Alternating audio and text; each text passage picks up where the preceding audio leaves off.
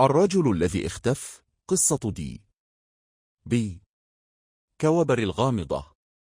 في 24 من نوفمبر عام 1971 توجه رجل أنيق في العقد الرابع من عمره إلى مطار بورتلاند الدولي في ولاية أوريغون بالولايات المتحدة الأمريكية.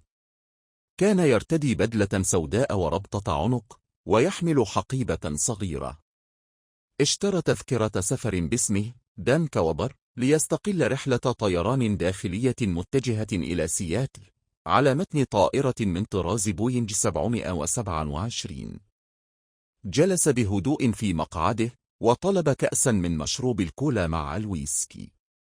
لم يلفت الأنظار إلى أن سلم إحدى المضيفات ورقة صغيرة ظنت في البداية أنها رقم هاتف، لكنه همس لها: آنسة، من الأفضل أن تقرئي هذه الورقة. لدي قنبلة. فتحت المضيفة الورقة فوجدت فيها مطالب واضحة.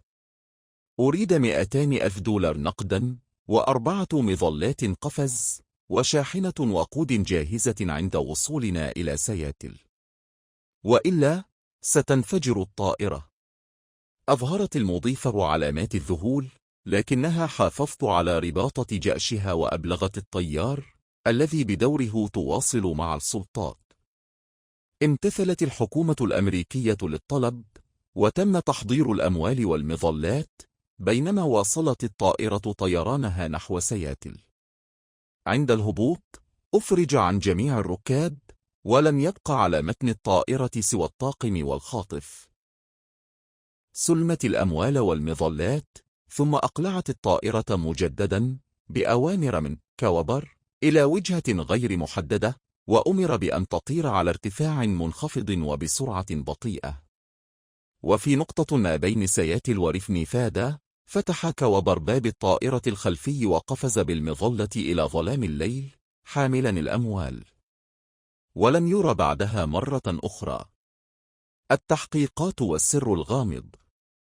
أطلقت الشرطة الفيدرالية FBI عملية بحث واسعة استمرت لعقود، لكن لم يعثر على أثر للرجل. لا جثة، ولا مظلة، ولا دليل قاطع على هويته.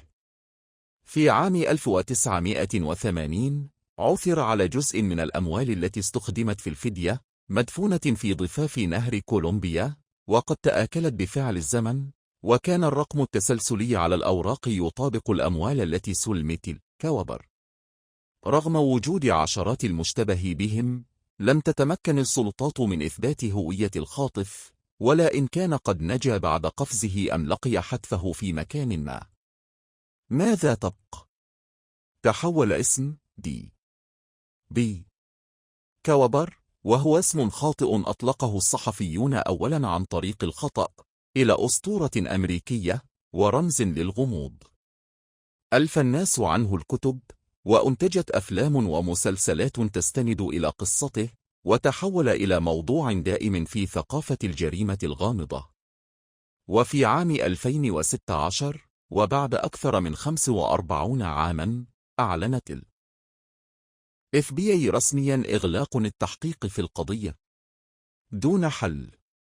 ربما لن يعرف مصير دي بي كوبر أبدا، لكنه سيبقى أحد أكثر الرجال غموضا في تاريخ الجريمة.